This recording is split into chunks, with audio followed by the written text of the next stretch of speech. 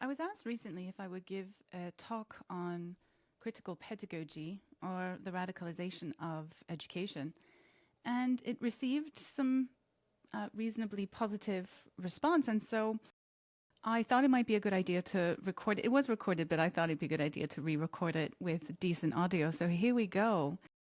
I want to start by saying this is going to be a very high level whistle-stop tour of the different pedagogies and where they originate from. We're talking about the pedagogy. Pedagogy is the practice and theory of teaching. So there's, like I said, two elements to that. You have practice and theory. And so I'm not going to really be talking about the practice or the methods. I'm going to be talking about the theory. And I think this is where some knowledge is lacking, because the theory that we see underpinning the education system today is very clear, and it's written in multiple books, and all this information is coming to you from the pedagogues and the academic educators themselves. Let's just have a go. All right, let's take it from the very beginning. I'm not going to spend too much time on a timeline. I just want to present to you the timeline that we're going to go through in this presentation. In the 1930s, there was a think tank called the Frankfurt School, and the Frankfurt School was a Marxist think tank, and they were trying to find ways to deliver socialism in society in Europe. And they a lot of them were Jewish, and around that time, because they were in Germany, it wasn't a great situation, as you can imagine, and so they fled Germany and came to America and settled at different universities in the USA. One of these, well, all of them were fairly influential in academia, but one of them was very influential. His name was Herbert Marcuse. He was very influential for the 1960s rebellion, you could call it, the black liberation, the women's liberation, the gay liberation movements really took a lot of their inspiration from this man called Herbert Marcuse, who was talking about how Marxism was sort of dying. It wasn't taking on in America. The middle class were too comfortable, and so they had to find new ways to deliver Marxism, and his way of doing it was to go to what he called the ghetto populations, right? So the marginalized population, and as Solinsky said later on, to rub raw their resentments. And at the time, in the 60s, there were other popular revolutions going on at the time across the globe. So, we know Chairman Mao had his Cultural Revolution, and that was extremely popular with leftists at the time. And the same goes for the Cuban Revolution and also other South American revolutions. So there's this revolutionary Marxist feeling that's going on around this time. And so a lot of this, there's something called the old left and the new left. I'm sure you've heard about the new left. The old left, the way we're going to describe it is, this is the classical Marxists, it's the proletariat versus the bourgeoisie, it's a class war, and that's what we imagine the Marxists to be.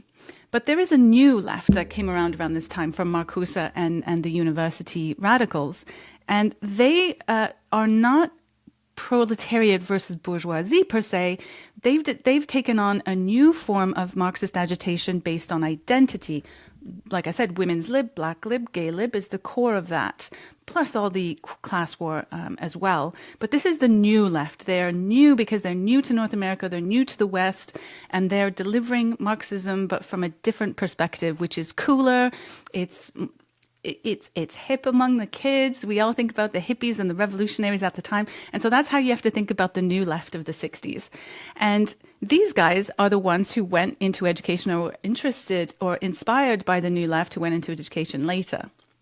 And this could not be more perfectly described in the very introduction of this book called The Critical Turn in Education by Isaac Gottman. It says, to the question, where did all the 60s radicals go? The most accurate answer, noted Paul Buell in his 1991 classic Marxism in the United States, would be neither to religious cults nor to yuppiedom, but to the classroom. After the fall of the new left arose a new left, an academic left. For many of these young scholars, Marxist thought, and particularly what some refer to as Western Marxism or neo-Marxism, and what I'll refer to as critical Marxist tradition, was an intellectual anchor. As participants in the radical politics of the 60s entered graduate school and moved into faculty positions and started publishing, the critical turn began to change scholarship throughout the humanities and social sciences. The field of education was no exception. So as you can see, many of them just went to the classroom. For brevity, I'm going to skip over a few of the earlier Marxist educators here, but I'm going to mention that there was a lot of discussion on economics in education and how to, it was more of a high level, and there was this man called Michael Apple who wrote something, Ideology and Curriculum. Ideology and hegemony really originate from these Marxist thinkers, and when we apply it to education, this is sort of where Michael Apple is going here with ideology and curriculum. So hegemony is where the dominant class exerts control over the marginalized class. And hegemonic social order, in this case, is capitalism. Okay, so they don't like the system. It's hegemonic. It's dominant. We want to get rid of it, and it's capitalism. That's what they see as that. And that's for hegemony, that the dominant classes use the resources of civil society to what they call socially reproduce its own values. Okay, so they don't want the hegemonic class, the capitalist class, to reproduce its own values. To them, that's a really bad thing. Some of those resources of civil society include education, mass media, and some other things, but we're going to focus on education because this is what we're talking about today. And ideology, on the other hand, to them, they see education is always political.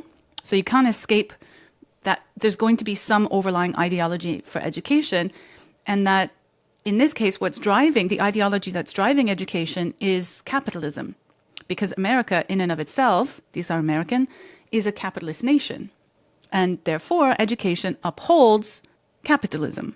Now, these are Marxists. They don't like the system. They don't. At the time, things were very stable. The middle class was doing very well, but they don't like this, and so it's they create these terms, or they use these terms to make it seem like this is a terrible system that they need to take over. There is a certain element of projection here, given that today I would say that they are the hegemonic class imposing their own ideology upon the education system, but this is where it originates.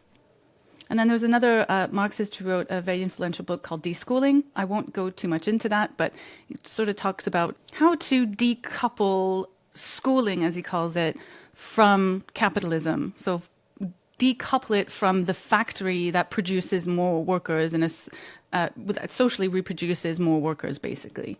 So around this period, South America was gripped by communist fervor, lots of different communist movements, like I pointed out. And Paulo Freire came from an impoverished background in Brazil, and I'm sure he saw a lot of nasty things. And so he was swayed by the communist fervor of the leftists and decided to develop his own theory of literacy using his Marxist lens.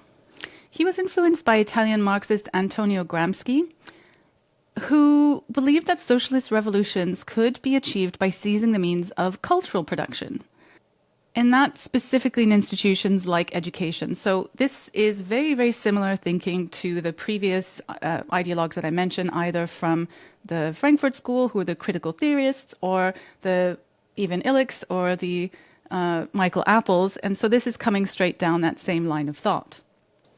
Freire used this Marxist lens to develop a pedagogy that was designed to awaken people from their false consciousness so that they could, their capitalist ego could die and they could be reawoken. They could be reborn on the side of the oppressed. And he referred to this as his Easter. He was what's called a liberation theologist, which is a Marxist Christian, Catholic, I think it's Catholics. So he incorporated some of that theology within his Marxist doctrine. Now, some people do say that Marxism is more of a religion than it is an economic theory, but for you to decide. And he wrote a famous book called The Pedagogy of the Oppressed, which I believe in probably every single first-year teacher training course is on the reading list for kids to read. And on the very first page of The Pedagogy of the Oppressed, even before the introduction, it says quite plainly, Paulo Freire was a revolutionary Brazilian educational theorist heavily influenced by Hegel, as well as Marxist and anti-colonial thinkers, including Sartre and Fanon. So just tells you straight up in the book. So some of his key ideas, other than the Easter, is things like education is a political act, which we've seen before. Education is always political because it contains an ideology that is socially reproduced. He talked about the banking model of education. That was not a good idea. So banking being you just deposit knowledge into the student and they're just meant to passively take that information. He talks about education as a liberation. So the point of education is not to deliver knowledge. It is to emancipate and deliver people. But remember, he's a Marxist, and so he's like emancipating them into the Marxist worldview. And he does talk about the role of ideology in education. So that's Freire, but his work didn't necessarily make a huge splash at the time. But it wasn't until another educator, scholar, picked up on Paulo Freire's work that it became the dominant source of pedagogy that we see in education in North America today. And that person was Henry Giroux. He is one of these new left radicals. He went to university at the time when they had campus protests against the war and black lib, women's lib, gay lib, all that stuff. So he is absolutely a new leftist radical from the 60s. And I think he must have been inspired by deschooling principles because he wanted to democratize education, which is decoupling it from the capitalist hegemony, right? And he came across Paulo Freire's book, and he did something really kind of interesting. In the 80s, apparently he went on a road trip to get over 100 critical Marxists tenured as professors in colleges of education. And so when his own work came out later on in the 80s, he already had like a ready-made influential group of academics willing to read and adopt his principles, which are really based in the pedagogy of the oppressed, because he was inspired by Paulo Freire. And so a lot of this critical theory and oppressed pedagogy was sort of easily disseminated within academia in North America because of the work that Henry Giroux had already done to get so many of these critical theorists in academia. So what are his ideas? Well, Freire is a revolutionary Marxist. Giroux isn't. So I'll just touch on Freire's revolutionary Marxism. He didn't really believe in the bloody revolution. He believed in the perpetual revolution, which is what he wrote about, which is why he was in education. It was about perpetually continuing the revolution, so the dialectic, up until you reach utopia, because look, he's a communist. That's how he thinks. But Giroux wasn't quite like this. He believed, or so he added to the theory of Paulo Freire, but he saw teachers as what he calls transformative intellectuals. So the teacher-scholar sort of model, where it wasn't the banking model. We weren't just putting ideas in the heads of students, but through this dialogue process, through this back and forth, that they could emancipate students. But it was the job of educator to be that change maker. He saw education as democracy, which it has its own downfall. But the idea of that education is democratic is very much coming from Giroux and the history of the Marxists before him. He saw what he calls neoliberalism as a war on youth. And so this was what was brainwashing children. So culture, media, education, it was all brainwashing children to be capitalists. And because he's a Marxist, it's his job to cut the social reproduction of capitalism, get rid of the hegemonic, ideological capitalist class to emancipate the students. Okay, so you have to understand this is where it comes from. Giroux really is the originator of critical pedagogy. So we went from critical theory and Marxist education to critical pedagogy. So he's the one that sort of put all these ideas down in a way that developed the practice, not just the theory. One thing I do want to mention that might be of interest to you is that Henry Giroux, alive and well today, possibly one of the most influential academics on the face of the planet today, highly cited. I do believe he's even more cited than Richard Dawkins. So take from that what you will. And he is still writing in academia today in Canada. So he is American, but he has been in Canada for quite a long time. And I'll touch on one more person that is of note, who is also in Canada at McGill University, is Joe Kincheloe. And he was at McGill University and died in 2008. And he was the architect of something called critical constructivism, which takes the ideas of Freire and Giroux, but takes them a little bit further with the idea of that there is more than one way of knowing, and that power, privilege, knowledge, ideology, how all these ideas sort of intermix in education, and how it's the educator's job as the teacher scholar is to emancipate children from this prison of ideology and knowledge. Okay, so Joe Kincheloe has worked with Henry Giroux, very, very influential himself. They had a center for, was it the Paulo and Nita Freire Center for Critical Pedagogy that they developed?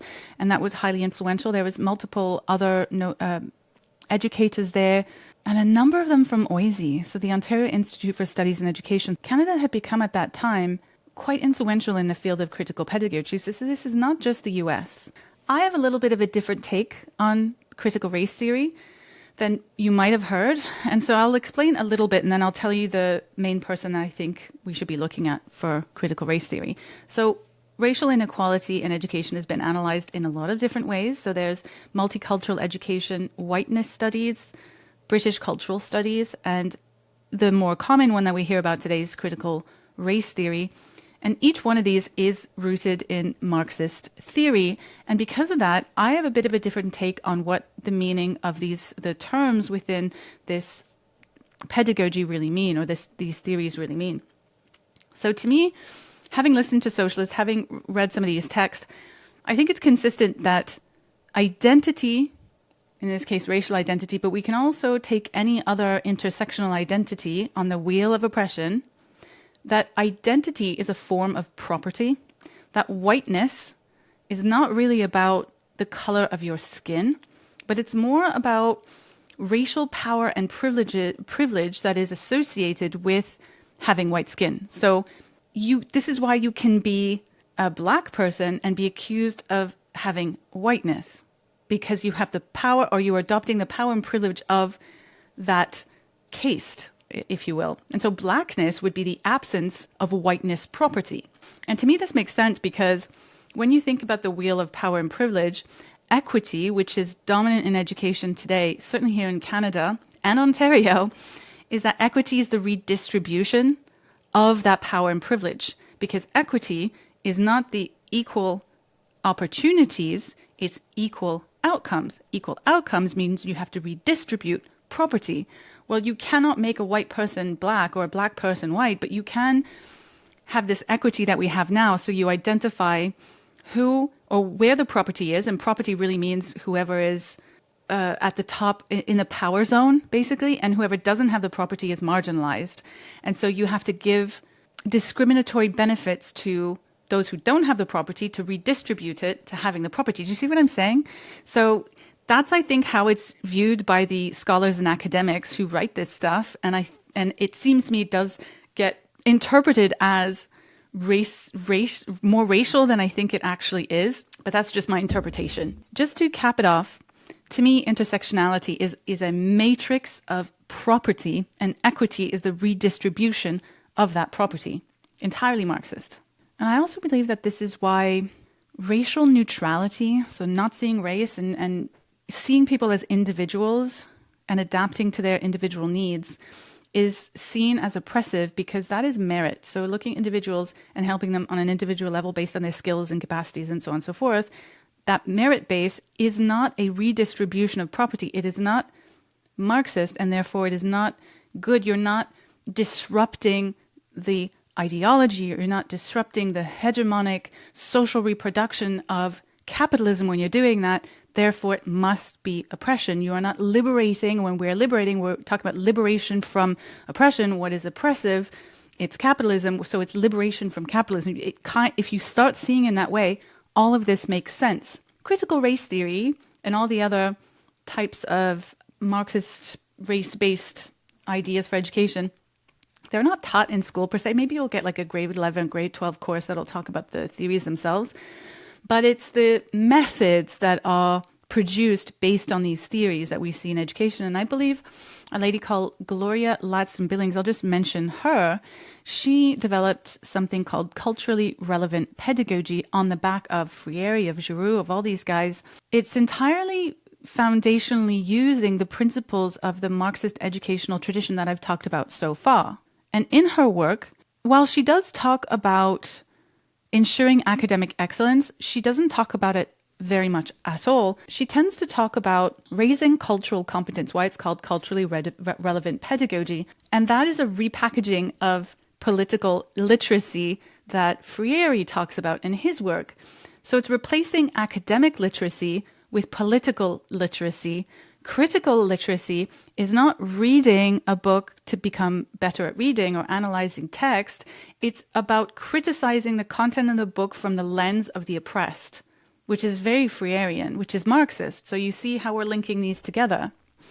And her goal, just like Freire's, is to raise critical consciousness, to conscientize students into viewing the world from the position of the oppressed, or to rise up in their Easter on the side of the oppressed, to conscientize into a Marxist worldview.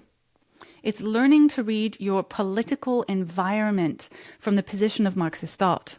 So if you want to look it up, culturally relevant pedagogy is all over the education system. And we'll talk about that a little bit later on in this presentation.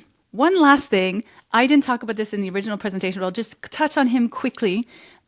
We've gone through all these different ideologies that come from the original critical theorists who came in the 1930s, and then the new left academics, then became the intersectional social justice, and so on and so forth. But the last boss in this game is a man called Kevin Kumashiro, who took a academic theory called queer theory.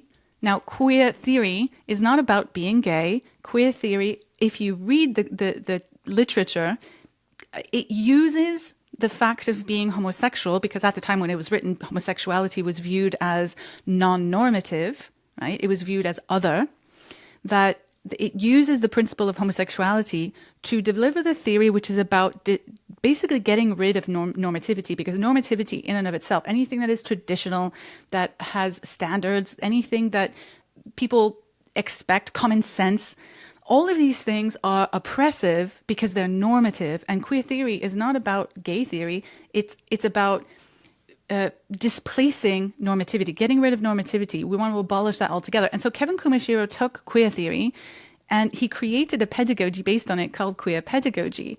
And he took all of the feminist theory, all of the critical race theory, all of the queer theory, all of the Freirean theory, all of these things that I've talked about up until this point, he took all of that and he mixed, because what I didn't mention is a lot of this, like a lot of the feminism is postmodernism. So I didn't touch on that for this presentation. There's far more to this. Like I said in the beginning, there's far more to this than I can possibly share. I just want to show you one route through this. But he took all of these things. He managed to mix up some oppositional ideas in postmodernism and Marxist, neo-Marxist, whatever you want to call it, identity politics.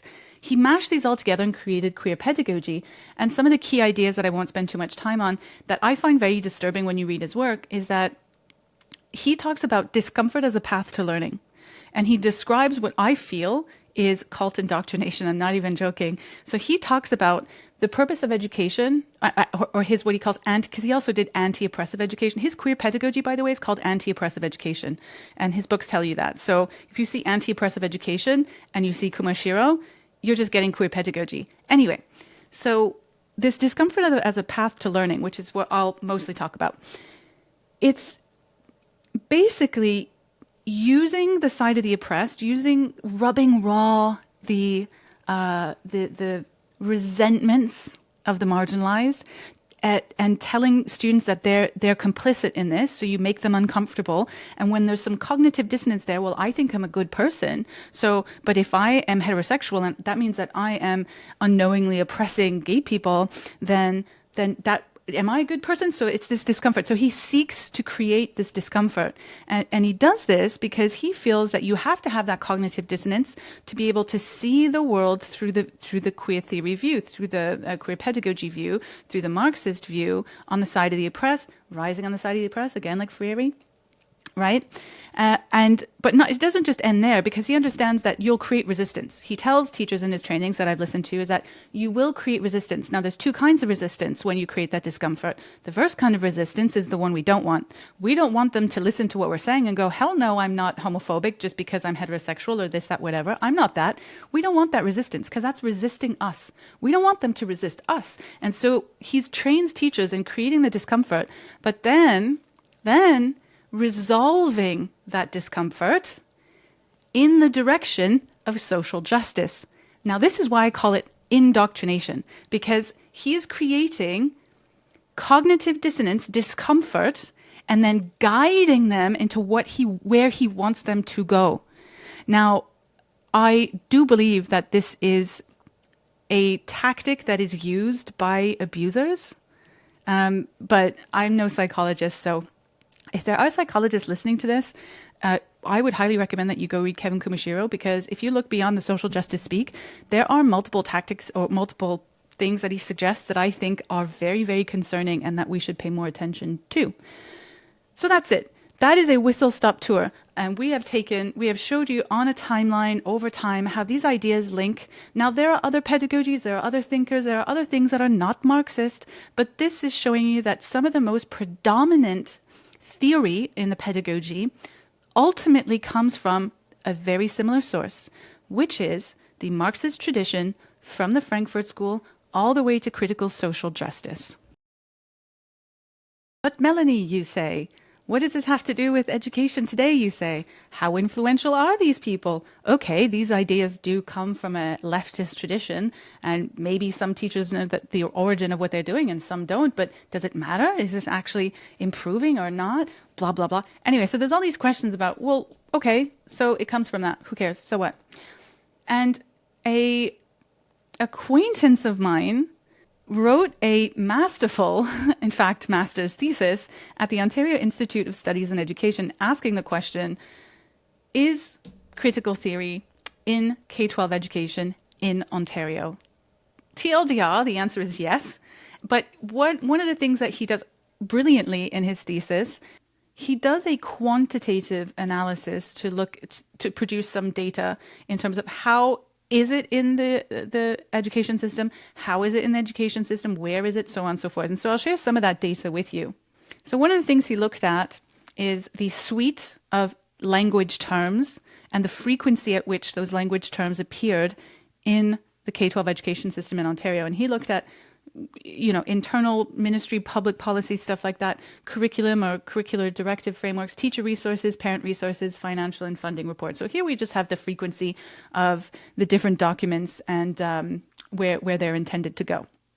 Having identified the suites of language and the frequency that language is shared with different audiences, he then looks at how does this change over time, or how much does it appear, or how frequent is it over time? And in 1992, I believe the NDP government came into power in Ontario, and they just went full critical social justice because they're Marxist too. So they just put it in the education system. And then the second one, 1997 to 2001, I believe the Harris government, which was a conservative government, came into power, and they went, no, oh hell no.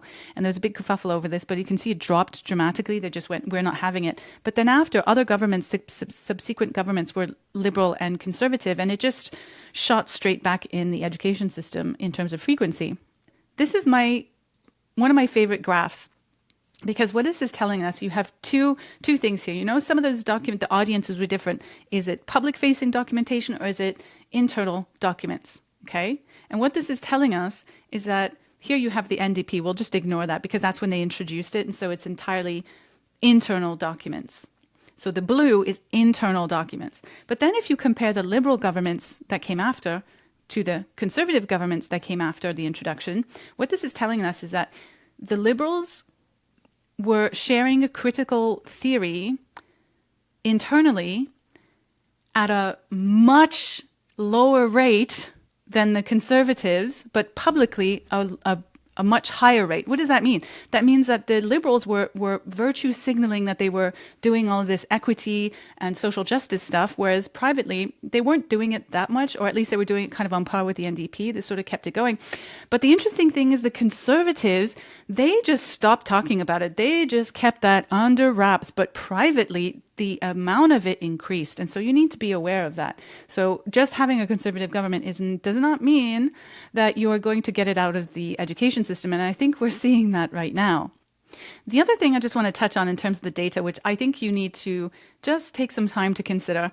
Remember when I was talking about culturally responsive pedagogy, and how I pointed out that this was using race as a means of helping students to see the world from the Marxist worldview, right? So it's a method that is infused with Marxist ideology from the past several decades of pedagogical theory development. So if you can imagine culturally relevant pedagogy, if you kind of replace the CRRP in your head with Marxist pedagogy, you can see in this graph that there's so much that has increased over time.